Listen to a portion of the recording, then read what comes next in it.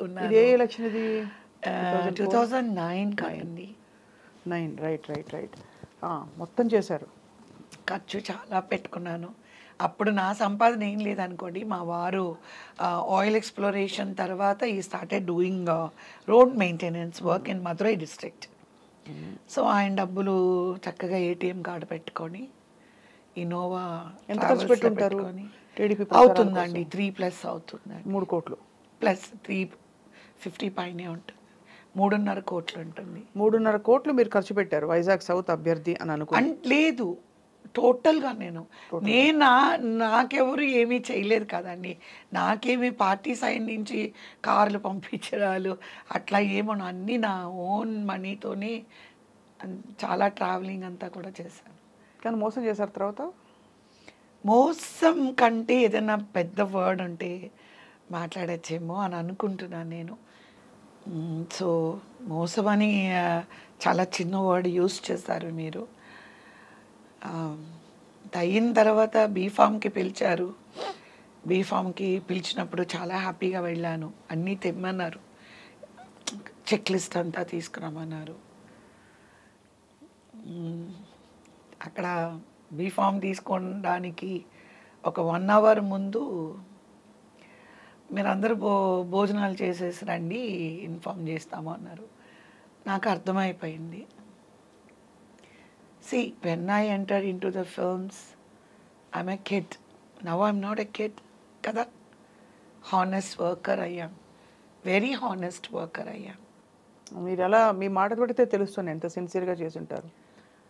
నా ముందే స్వప్న గారు ఆయన తిట్టిన వాళ్ళనందరికీ ఆయన చంద్రబాబు నాయుడు గారు 10 అడుగుల దూరంలో ఉంటారు. ఇక్కడ కూర్చొని ఆయన తిట్టిన వాళ్ళందరూ ఆయన మంచి మంచి ఉన్నత స్థానం ఇచ్చారు. నిద్దట్లో కూడా మీరు చంద్రబాబు నాయుడు గారిని తిట్టమంటే కూడా నేను తిట్టను.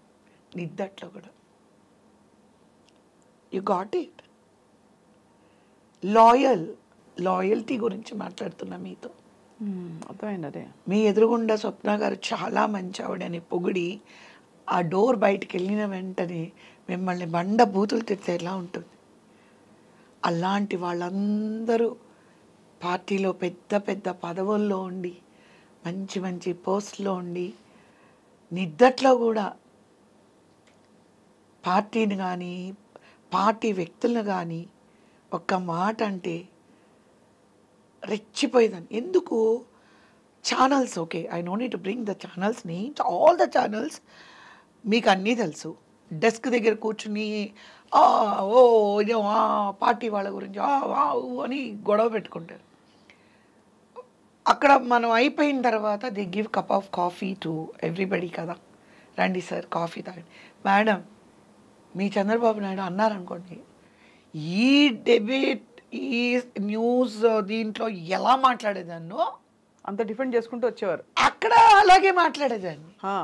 బట్ ఎందుకు మరి మిమ్మల్ని అంత అక్కడ కూడా అలాగే మాట్లాడేదాన్ని. ఇలా ఇదిగో కవిత గారు కెమెరా దగ్గర నుంచి వచ్చేసామండి, మీరు ఇక్కడ కూల్గా ఉండండి, నిజాలు మాట్లాడండి. నిజం లేదు అబద్ధం లేదండి, మాట్లాడితే వేరేలాగా ఉంటుంది. That is my loyalty towards the party.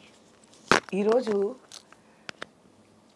ఎప్పుడైతే నాకు ఆ సిచ్యువేషన్ తీసుకొచ్చిన తర్వాత 1 అవర్లో నాకు బీఫామ్ రావాల్సిన ప్లేస్లో అన్నోన్ వాస్పల్లి గణేష్ అనే అతను 1 మంత్లో అతని ఇంటి ముందు 3 జెండాలు ఎగరేశాడు. 3 జెండాలు ఎగరేశాడు. ఒకటి Prajarajyam, second Congress and third TDP. 1 month మీకు అంత రోడ్డు ప్రతిరోజు నాకు అర్థం కాదు ఏంటంటే ఎవ్రీ పొలిటీషియన్స్ ఎవ్రీ లీడర్స్ ఒక్కటి అర్థం చేసుకోవాలి, ఆర్టిస్టుల్ని చిన్న చూపు చూడద్దు. చూస్తారా? అలా మిమ్మల్ని చూసారా? నన్నే కాదు, పేర్లొద్దు, చూడద్దు. ఎందుకు అంటున్నానంటే మేము ఇంట్లోంచి కారులోకి ఎక్కాలి అంటే మాకు గొడుగు పట్టుకుంటారు. మల్లె పువ్వుల్లాగా మేము షూటింగ్లోని మేము ఉంటాం. ఎండ ఏం తెలియకుండా అలా ఉంటాం మేము. అలాంటి మేము నన్ను తీసుకోండి. నాకు ఆ ధర్నా చేసేటప్పుడు ఆ తార్ రోడ్లో మిట్ట మధ్యాహ్నం 12 గంటలు కూర్చొని ధర్నా చేయడం అంటే it's not a easy thing. Swapna గారు 47-48 degrees ఎందుకోసం అండి? నా పార్టీ కోసం, నా పర్సనల్ కాదు, అక్కడ నా పార్టీ కోసం వర్క్ చేస్తున్నాను. నా లీడరు రేపు చంద్రబాబు నాయుడు గారు ముఖ్యమంత్రి అవ్వాలి, ఎలాగైనా అవ్వాలి. తెలుగుదేశం రామారావు గారు స్థాపించిన ఒక పార్టీ.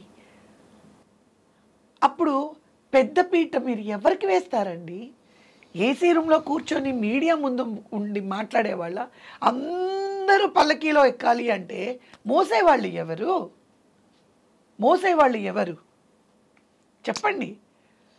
మాటలు రావట్లేదు. ధర్నాలు గొంతు చించుకొని ఎక్కడ వైజాగ్, ఎక్కడ వరంగల్ అండి, ఎక్కడ వరంగల్, మళ్ళీ ఎక్కడ కాకినాడ అండి?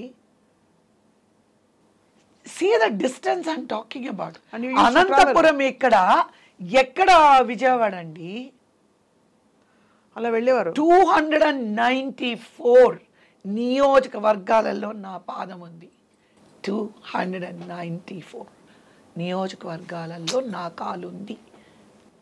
వెళ్ళాను అంటే మీటింగ్లు అక్కడ ఏ ప్రాబ్లం ఉంది, ఇదేముంది, ఇన్స్టెంట్ రోజు ఆ ఇన్నోవా ఏమో దేవుడు ఇంకా నాకు నూకలు ఉన్నాయి కాబట్టి ఉంచాడేమో నాకు తెలీదు.